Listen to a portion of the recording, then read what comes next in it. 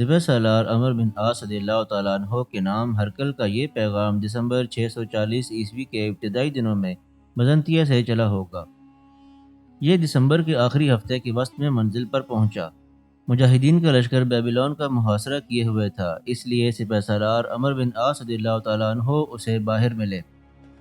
انہیں پیغام دے کر ایلچی دریا کی طرف چلا گیا۔ اسے اس دروازے سے اندر جانا تھا جو دروازہ دریا میں کھلتا تھا۔ عمر بن عاص رضی اللہ تعالیٰ عنہ نے ہرکل کا پیغام پڑھا اور اپنے سپہ سالاروں کو اس طرح بلایا جیسے انہیں کوئی خوشخبری ملی ہو۔ سالار دوڑے آئے۔ عمر بن عاص رضی اللہ تعالیٰ عنہ نے انہیں ہرکل کا پیغام پڑھ کر سنایا۔ اس میں لکھا تھا کہ معاہدہ منسوخ کر دیا گیا ہے اور اب مسلمانوں کا مقابلہ مکوکس کی بجائے دوسرے جرنیلوں سے ہوگا۔ ہرکل نے کچھ ایسے الفاظ بھی لکھے تھے کہ کوئی حکمران اپنی قوم کے کسی غدار کا طے کیا ہوا معاہدہ تسلیم نہیں کیا کرتا۔ ہرکل نے یہ بھی لکھا تھا کہ پیشتر اس کے کہ تمہاری ہڈیاں مصر کی مٹی میں مل جائیں، تم زندہ سلامت مصر سے نکل جاؤ۔ بیبیلون کو فتح کرنا تمہارے بس کی بات نہیں۔ اللہ کے شیروں، عمر بن عاص رضی اللہ تعالیٰ عنہ نے سالاروں سے کہا، ہرکل کی یہ دھمکی ہمارے لیے کوئی نئی بات نہیں۔ مکوکس ہمیں یہی دھمکیاں دیتے دیتے معاہدے پر آمادہ ہو گیا تھا۔ کیا تم سمجھے نہیں کہ رومیوں کے پاس سوائے دھمکیوں کے اور کچھ بھی نہیں رہا؟ بیبیلون کا معاملہ صرف اس لیے کچھ مختلف ہے کہ یہ بہت ہی مضبوط قلعہ ہے۔ اسے ایک طرف سے نیل کا تحفظ حاصل ہے اور یہ خندق بڑا ہی کارآمد دفاعی انتظام ہے۔ ہمارے مجاہدین کو نیل بھی نہیں روک سکا اور صحرا بھی روکنے میں ناکام رہے ہیں۔ انشاءاللہ تم بیبیلون کو بھی سر کر لو گے۔ خدا کی قسم، میں ہرکل کو اس کی دھمکی کا جواب دینا چاہتا ہوں۔ سپہ سالار عمر بن عاص رضی اللہ تعالیٰ عنہ نے بیبیلون کو سر کرنے کا پلان سالاروں سے صلح مشورہ کرنے کے بعد بنا رکھا تھا۔ وہ منتظر تھے کہ ہرکل معاہدہ ختم کرتا ہے یا نہیں۔ یہ فیصلہ ہو گیا تو سپہ سالار نے بیبیلون پر حملے کا حکم دے دیا اور کہا کہ چند ثانیے وقت بھی ضائع نہیں ہونا چاہیے۔ سالار دوڑے گئے اور اپنے اپنے دستوں کو اکٹھا کر کے سپہ سالار کا حکم سنایا اور جوش بھی دلایا۔ ہر مجاہد کے کانوں میں ہرکل کی دھمکی ڈالی گئی اور کہا گیا کہ اس دھمکی کا جواب زبانی نہیں بلکہ عملی طور پر دیں گے۔ پہلے بیان ہو چکا ہے کہ مجاہدین کس طرح خندق پھاند کر قلعے کی دیواروں تک پہنچ گئے تھے، لیکن مکوکس نے صلح کا پیغام بھیج دیا، اس لیے لڑائی روکنا پڑی۔ پھر معاہدہ ہو گیا۔ سپہ سالار عمر بن عاص رضی اللہ تعالیٰ عنہ نے دیکھا کہ ان کا لشکر خندق اور قلعے کے درمیان آ گیا تھا۔ قلعے اور خندق کا درمیانی فاصلہ خاصا زیادہ تھا۔ معاہدہ تو ہو گیا تھا لیکن عمر بن عاص رضی اللہ تعالیٰ عنہ دور اندیش سپہ سالار تھے۔ انہوں نے پہلے ہی اپنے سالاروں سے کہہ دیا تھا کہ مکوکس نے وقت حاصل کرنے کے لیے یہ معاہدہ کیا ہے اور کہا ہے کہ اس معاہدے کی منظوری ہرکل سے لینا ضروری ہے۔ دراصل مکوکس کمک کا منتظر تھا۔ عمر بن عاص رضی اللہ تعالیٰ عنہ کو خیال آیا کہ پہلے ہی وقت زیادہ گزر گیا ہے اور ابھی تک معاہدے کی منظوری نہیں آئی۔ ہو سکتا ہے معاہدے کی منظوری کی بجائے اسکندریہ سے یا بزنطیہ سے زیادہ نفری کی کمک آ جائے، پھر مجاہدین کے لیے بڑی ہی مشکل پیدا ہو جائے گی۔ اس خدشے کے پیش نظر سپہ سالار نے اپنے لشکر کی پوزیشن کا جائزہ لیا۔ لشکر قلعے اور خندق کے درمیان تھا۔ سپہ سالار عمر بن عاص رضی اللہ تعالیٰ عنہ کو یہ خطرہ نظر آنے لگا کہ کمک دریا کے راستے سے آئے گی اور اس طرف کے دروازے سے اندر چلی جائے گی۔ ایسا ہو سکتا ہے کہ رومی خندق میں پانی چھوڑ دیں اور اندر سے فوج باہر نکال کر حملہ کر دیں۔ اس صورت میں مجاہدین کے لیے پیچھے ہٹنا خطرناک ہو جائے گا۔ وہ خندق اور زیادہ نفری کی رومی فوج کے درمیان ایسی صورتحال میں پھنس جائیں گے کہ سالار کوئی چال، کوئی پینترا نہیں بدل سکیں گے۔ مجاہدین نے یہ خندق اس صورت میں پار کی تھی کہ نیل کے اتر جانے سے خندق کا پانی بھی دریا میں واپس چلا گیا تھا۔ سپہ سالار کو معلوم نہیں تھا کہ خندق میں پانی چھوڑنے کا کوئی اور انتظام ہے یا نہیں۔ خطرہ یہ نظر آ رہا تھا کہ کوئی اور انتظام ضرور ہوگا۔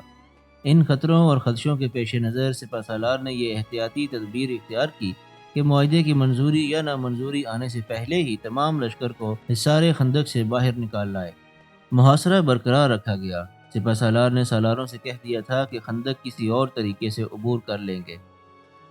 قلعہ بند رومیوں نے جب دیکھا کہ مسلمان پھر خندق میں سے گزر کر پیچھے چلے گئے ہیں تو ان کے جرنیلوں نے ایک اور چال چلی۔ وہ فوج کو تو باہر نہ لائے لیکن یوں کیا کہ منجنیقیں باہر لے آئے اور شہر کے چاروں طرف نصب کر دیں۔ ان کے ساتھ تیر اندازوں کی ایک فوج باہر آ گئی جسے آگے بڑھ کر حملہ نہیں کرنا تھا بلکہ ایک مقام پر رک کر مجاہدین کے لشکر پر تیر پھینکنے تھے۔ رومیوں کو ایک سہولت یہ حاصل تھی کہ خندق اور قلعے کے درمیان پھلوں کے باغات تھے اور پھلوں کے درخت جھنڈ در جھنڈ چاروں طرف پھیلے ہوئے تھے۔ یہ درخت خاصے گھنے تھے۔ رومی تیر انداز ان درختوں پر چڑھ گئے اور مجاہدین کے لشکر پر تیر پھینکنے لگے۔ ساتھ ہی منجنیکوں سے پتھر بھی آنے لگے۔ مسلمانوں کے پاس بھی منجنیکیں تھیں اور تیر دور پھینکنے والی کمانیں بھی۔ انہوں نے منجنیکوں کی سنگباری کا جواب سنگباری سے دینا شروع کر دیا اور تیروں کے جواب میں بے تحاشا تیر اندازی کی، لیکن رومی تیر انداز چونکہ درختوں پر چڑھ گئے تھے اس لیے نظر نہیں آتے تھے۔ درختوں کی آڑ اور سہولت ملنے کی وجہ سے رومی زیادہ فائدہ حاصل کر رہے تھے۔ سپہ سالار نے اپنے لشکر کو تیروں سے بچانے کے لیے اور پیچھے ہٹا لیا۔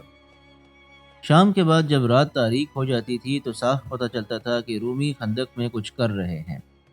رات کو تیر اندازی رک جاتی تھی، لیکن پھر بھی کوئی مجاہد آگے نہیں جاتا تھا کہ ذرا سے شک پر رومی تیروں کی بوچھاڑیں پھینکنے لگیں گے۔ رومی اپنے آپ کو اس قدر آزاد اور محفوظ سمجھنے لگے تھے کہ انہوں نے دروازے کھول رکھے تھے۔ تیر انداز آزادی سے اندر باہر آتے جاتے تھے۔ ایک تیر انداز دستہ دن بھر تیر اندازی کرتا اور شام کو اندر چلا جاتا، پھر اس کی جگہ تازہ دم دستہ آ جاتا۔ سپہ سالار عمرو بن عاص رضی اللہ تعالیٰ عنہ ہر طرف گھوڑا دوڑاتے پھرتے اور لڑائی کی صورتحال دیکھ کر ہدایات جاری کرتے تھے۔ سنگباری اور تیر اندازی کے جواب میں سنگباری اور تیر اندازی میں ہی جنوری 641 کا مہینہ گزر گیا اور ماہ فروری کا آغاز ہوا۔ مجاہدین کا لشکر ابھی تک خندق سے باہر کچھ دور تھا اور رومی خندق اور قلعے کے مستحکم دفاعی انتظام میں بالکل محفوظ اور خوش و خرم تھے۔ عمرو بن عاص رضی اللہ تعالیٰ عنہ نے لڑائی جاری رکھی۔ ان کی مجبوری یہ تھی کہ مجاہدین کی نفری رومیوں کے مقابلے میں اور بیبیلون کے دفاعی انتظامات کو توڑنے کے لیے بہت ہی تھوڑی تھی۔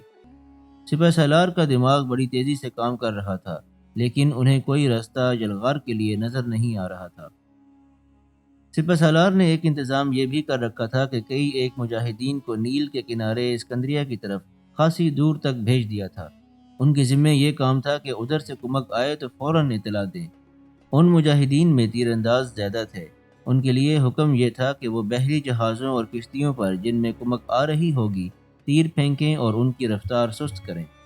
سپہ سالار کا ایک حکم یہ بھی تھا کہ کمک سے لدی کشتیاں کنارے کنارے آ رہی ہوں تو مشعلیں جلا کر ان کے بادبانوں پر پھینکیں تاکہ بادبان جل اٹھیں، لیکن کمک کے آنے کی اطلاع سپہ سالار تک فوراً پہنچائیں۔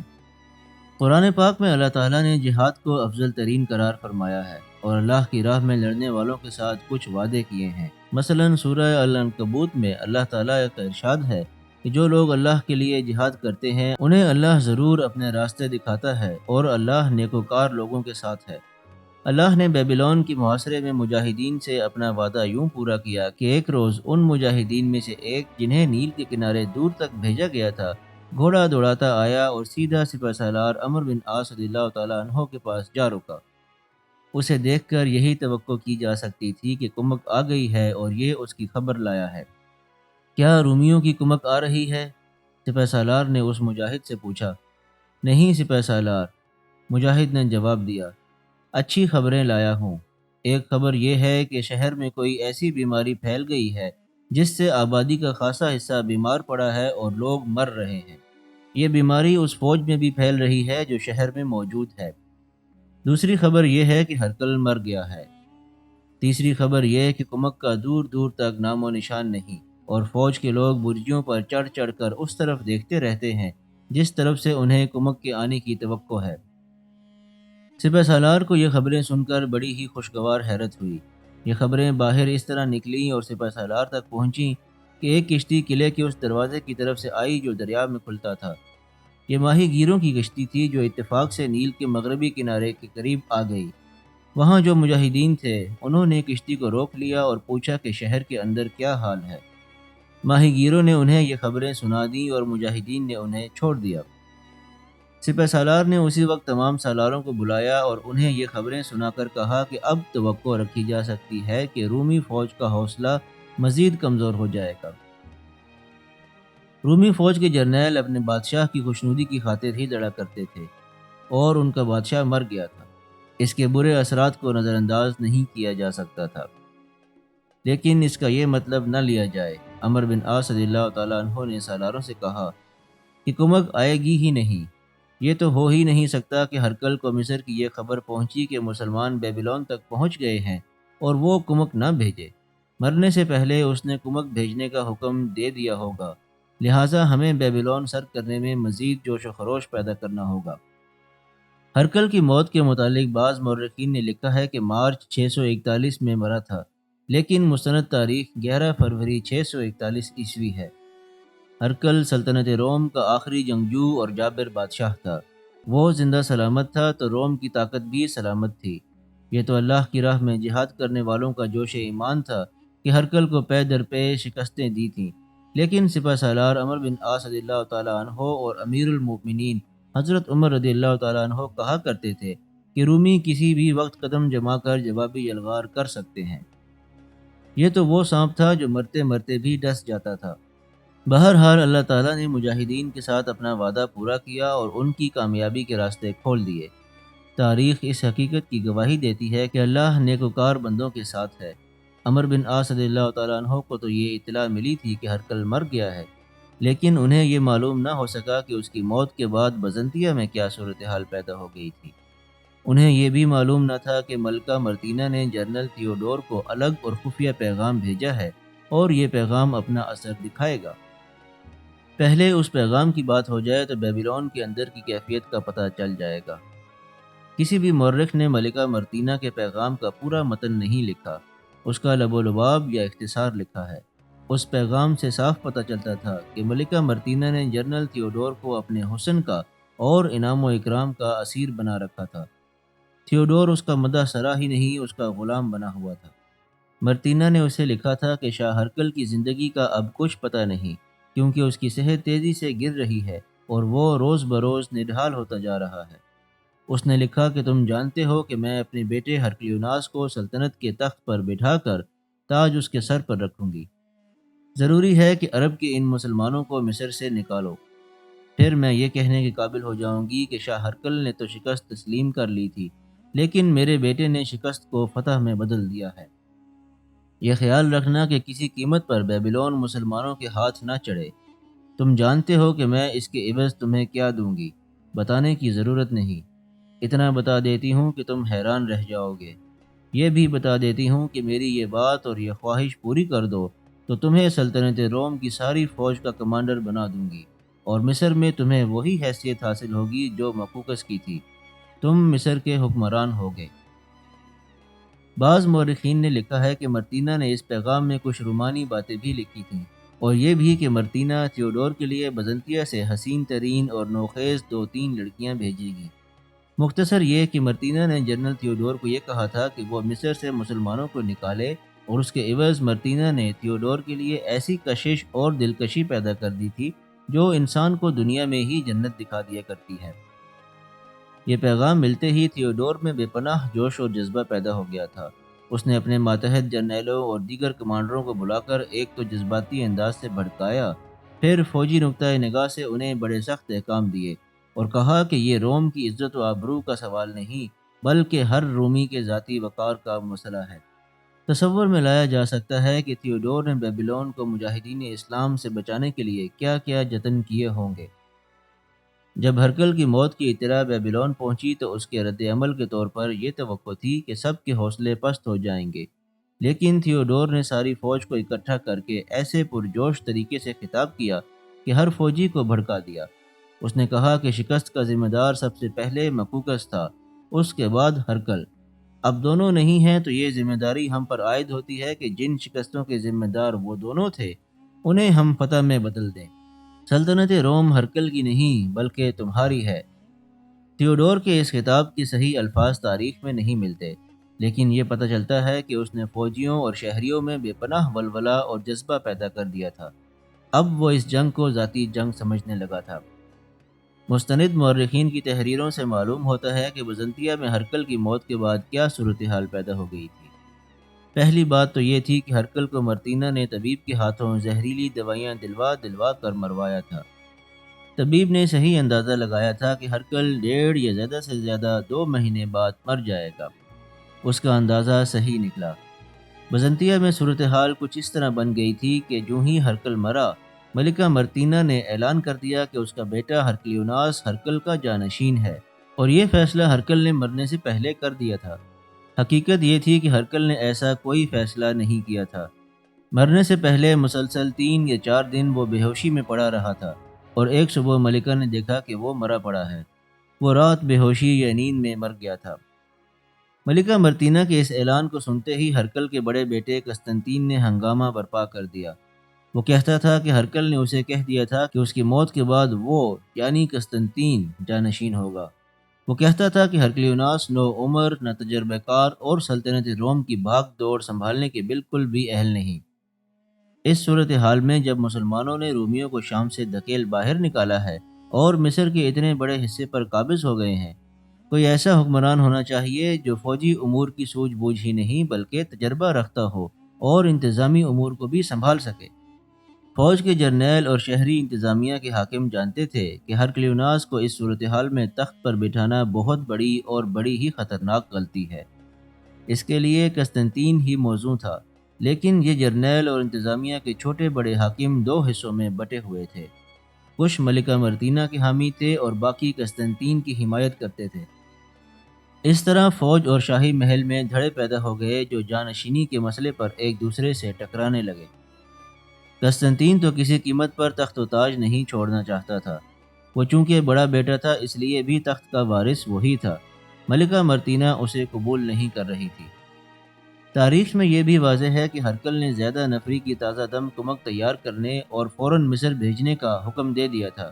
کمک بالکل تیار ہو گئی تھی لیکن ابھی روانہ نہ ہوئی تھی کہ ہرکل مر گیا۔ قسطنطین نے فوراً حکم دیا کہ کمک کو مصر بھیجنے کے لیے جہاز تیار کیے جائیں۔ ملکہ مرتینہ نے اس حکم پر یہ اعتراض کیا کہ قسطنطین خود اس کمک کے ساتھ جائے۔ وہ جواز یہ پیش کرتی تھی کہ قسطنطین چونکہ میدان میں قیادت کا تجربہ رکھتا ہے، اس لیے وہ کمک کا صحیح استعمال کرے گا، ورنہ پہلے والے جرنیل اس کمک کو بھی مسلمانوں کے ہاتھ مروا دیں گے۔ قسطنطین جانتا تھا کہ اس وقت ملکہ مرتینہ کو مصر کا کوئی خیال نہیں۔ اس کی تمام تر دلچسپیاں اپنے بیٹے کو تخت پر بٹھانے پر مرکوز ہیں۔ وہ بزنطیہ سے غیر حاضر نہیں ہونا چاہتا تھا۔ حکم میرا چلے گا، ملکہ مرتینہ نے اعلان کر دیا، یا میرے بیٹے کا چلے گا۔ قسطنطین فوج کا کمانڈر ہے، وہ مجھ سے یا میرے بیٹے سے حکم لے۔ اس کے لیے شاہی حکم یہ ہے کہ کمک لے کر مصر کو روانہ ہو جائے۔ جانشینی کا فیصلہ ہو چکا ہے۔ قسطنطین جانتا تھا کہ اس کی پشت پناہی میں جو لوگ ہیں وہ ایک محاذ پر متحد ہو چکے ہیں اور اسے یہ پشت پناہی ملتی رہے گی۔ ہوا بھی یہی۔ اس کے حامی جرنیل اور ان سے نیچے کے عہدوں کے فوجی افسر اور شہری انتظامیہ کے بڑے حاکم اور شاہی خاندان کے کچھ افراد اس کی حمایت میں سامنے آ گئے۔ صحیح معنوں میں انہوں نے متحدہ محاذ بنا لیا، یہاں تک کہ مصر کی شکست اور مجاہدین اسلام کی پیش قدمیوں کو نظر انداز کر دیا، اور اولیت و اہمیت صرف اس مسئلے کو دینے لگے کہ تخت کا وارث قسطنطین کو ہی بنانا ہے۔ یہ تو وہ فوجی اور شہری حاکم تھے جو حقیقت پسند تھے اور سلطنت روم کا وقار بحال کرنا چاہتے تھے، اور سلطنت کی توسیع بھی ان کے پیش نظر تھی۔ بجا طور پر وہ قسطنطین کو ہی اس قابل سمجھتے تھے کہ اس صورتحال کو وہ سنبھالنے کی اہلیت اور تجربہ رکھتا ہے۔ عمر کے لحاظ سے قسطنطین ادھیڑ عمری کے آخری سٹیج تک پہنچ چکا تھا، جہاں انسان کی عقل و دانش مزید تیز ہو جاتی ہے اور وہ گزشتہ زندگی کے اچھے برے تجربات سے فائدہ اٹھاتا ہے۔ دوسری طرف ملکہ مرتینہ نے اپنے بیٹے کے حامی خرید رکھے تھے۔ خزانہ اس کے ہاتھ میں تھا اور شاہی حرم پر اس کا حکم چلتا تھا، اس لیے اس نے یہ دونوں چیزیں یعنی زر و جواہرات اور حسین و جمیل لڑکیاں بے دریغ استعمال کر کے چند ایک جرنیلوں اور شہری حاکموں کو اپنی مٹھی میں لے رکھا تھا۔ اب وقت آ گیا تھا کہ یہ فوجی اور شہری حاکم انعام و اکرام کا حق ادا کریں جو انہوں نے کیا، اور محاذ بنا کر قسطنطین کے حامیوں کے خلاف مورچہ بند ہو گئے۔ شاہی حکم تو معطل ہی ہو گئے۔ کمک روانگی کے حکم کے انتظار میں ہی بیرکوں میں بیٹھی رہی۔ دونوں دھڑوں کے جرنیلوں نے اپنے اپنے دستوں کو الگ کر لیا اور صورتحال خانہ جنگی والی پیدا ہو گئی۔ اس صورتحال میں کمک کو بھی جرنیلوں نے تقسیم کر لیا اور یہ بات ہی ختم ہو گئی کہ مصر کو کمک بھیجنی ہے۔ کون نہیں سمجھ سکتا کہ جہاں اس طرح دھڑے بندی شروع ہو جائے اور یہ کشمکش اور چپکلش دونوں دھڑوں کو مرنے مارنے تک پہنچا دے تو وہاں کیسی تباہی آتی ہے۔ سارا سرکاری نظام ہی جام ہو کر رہ گیا۔ ملکہ مرتینہ کی عیاریاں عروج پر پہنچ گئیں۔ قسطنطین سلطنت روم کے معاملے میں مخلص تھا۔ وہ دل و جان سے چاہتا تھا کہ یہ کشمکش ختم ہو جائے۔ ملکہ مرتینہ نے یہ چال بھی چلی کہ 3-4 بڑے پادریوں کو قسطنطین کے پاس بھیجا کہ اسے قائل کریں کہ وہ تمام تر فوج کا کمانڈر ان چیف بن جائے اور تخت پر ہرقلیوناس بیٹھے۔ بے شک تمام امور قسطنطین اپنے ہاتھ میں رکھے۔ پادری قسطنطین کے پاس گئے اور مذہب کے نام پر اسے قائل کرنے لگے۔ قسطنطین نے کہا کہ اسے اگر یقین ہوتا کہ ہرقلیوناس کو تخت کا وارث قرار دینے سے سلطنت روم کے استحکام کو فائدہ پہنچے گا تو وہ اپنے حق سے دستبردار ہو جائے گا۔ پادریوں نے مزید دباؤ ڈالنا شروع کر دیا اور غالباً کسی پادری نے اسے کوئی توہین آمیز بات کہہ دی۔ میں آپ لوگوں کا احترام کر رہا ہوں، قسطنطین نے کہا، لیکن آپ مجھے ڈرا رہے ہیں اور دھمکیاں دے رہے ہیں۔ کیا آپ میں اتنی سی بھی عقل و دانش نہیں کہ ہرقلیوناس کے اخلاق اور عقل کو جانتے ہوئے اسے تخت کا وارث بنا رہے ہیں؟ لیکن آپ مجبور ہیں کیونکہ آپ کے اندر مرتینہ کا دیا ہوا خزانہ بول رہا ہے اور آپ سب پر ان حسین و جمیل لڑکیوں کا سحر طاری ہے جو مرتینہ آپ کو پیش کرتی رہی ہے۔ پیشتر اس کے کہ میں آپ کو کلیسا سے بے دخل کر دوں، یہاں سے چلے جائیں۔ ان پادریوں کے ضمیر مجرم تھے، اس لیے وہ خاموشی سے چلے گئے۔ قسطنطین نے اب ایک بادشاہ کی حیثیت سے حکم دیا کہ کمک فوراً تیار کر کے مصر بھیجی جائے، لیکن اس کے حکم کا وہی حشر ہوا جو ہوا میں چلائے ہوئے تیر کا ہوتا ہے۔ اس کے حامی جرنیلوں نے اسے بتایا کہ کمک تقسیم ہو چکی ہے۔ یہ تو ہو نہیں سکتا تھا کہ جو فوج قسطنطین کے حق میں ہے اس میں سے کمک بھیجی جائے، ورنہ حامی فوج کی نفری بہت کم رہ جائے گی اور مرتینہ کی حامی فوج اپنی طاقت سے تخت پر قابض ہو کر ہرقلیوناس کو روم کا بادشاہ بنا دے گی۔ یہ ایک بہت بڑا کرم تھا جس سے اللہ تعالیٰ نے مجاہدین اسلام کو نوازا تھا، اور یہ بہت بڑی لعنت تھی جو اللہ تعالیٰ نے رومیوں پر نازل کی تھی۔ اللہ تبارک و تعالیٰ اپنا یہ وعدہ بھی پورا کر رہا تھا کہ تم میں سے صرف 100 ثابت قدم رہنے والے اور ایمان والے ہوئے تو 1000 پر غلبہ حاصل کریں گے۔ مطلب یہ کہ اللہ ثابت قدم رہنے والے مومنین کی اتنی مدد کرتا ہے کہ معجزے رونما ہو جاتے ہیں۔ رومی شہنشاہیت کے ایوانوں میں جو صورتحال پیدا ہو گئی تھی، یہ مجاہدین کے لیے ایک معجزے سے کم نہ تھی۔ وہاں تو مجاہدین کو مصر سے نکالنے والے رومی ایک دوسرے کے خون کے پیاسے ہو گئے تھے۔ سپہ سالار عمر بن عاص رضی اللہ تعالیٰ عنہ کو بالکل ہی معلوم نہ تھا کہ بزنطیہ میں یہ صورتحال پیدا ہو گئی ہے اور کمک کا خطرہ بالکل ہی ختم ہو گیا ہے۔ سپہ سالار تو یہ پلان بنا رہے تھے کہ کس طرح خندق عبور کر کے قلعے پر یلغار کی جائے، لیکن ممکن نظر نہیں آتا تھا۔ رومیوں نے منجنیقیں باہر لگا رکھی تھیں اور تیر انداز درختوں میں چھپے ہوئے تیروں کی بوچھاڑیں پھینک رہے تھے۔ تاریخ کے مطابق ملکہ مرتینہ نے جنرل تھیوڈور کو ایک اور پیغام بھیجا۔ اس میں مرتینہ نے شاہی محل کی تمام صورتحال لکھی اور اسے بتایا کہ کسی بھی وقت یہاں خانہ جنگی ہو سکتی ہے۔ خانہ جنگی ہو یا نہ ہو، یہ صاف نظر آ رہا ہے کہ ہرقلیوناس کو تخت کی وراثت نہیں مل سکے گی۔ مرتینہ نے لکھا کہ اپنے تمام ذرائع اور وسائل ہوشمندی سے استعمال کرو اور مسلمانوں کو وہاں سے نکالو۔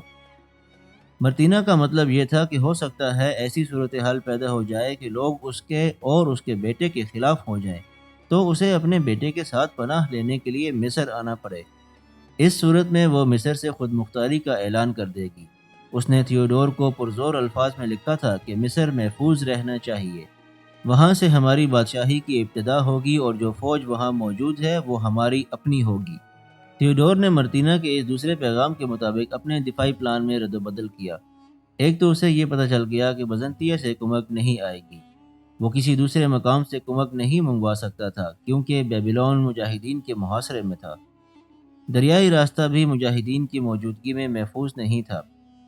ایک روز مجاہدین نے دیکھا کہ رومی منجنیقیں قلعے کے اندر لے جا رہے ہیں اور تیر انداز دستے بھی قلعے کے اندر چلے گئے ہیں۔ دروازے بند ہو گئے۔ سپہ سالار عمر بن عاص رضی اللہ تعالیٰ عنہ دیکھتے رہے اور ان کے دیکھتے ہی دیکھتے منجنیقیں قلعے کی دیواروں پر پہنچا دی گئیں اور وہاں سے پھر سنگ باری شروع ہو گئی۔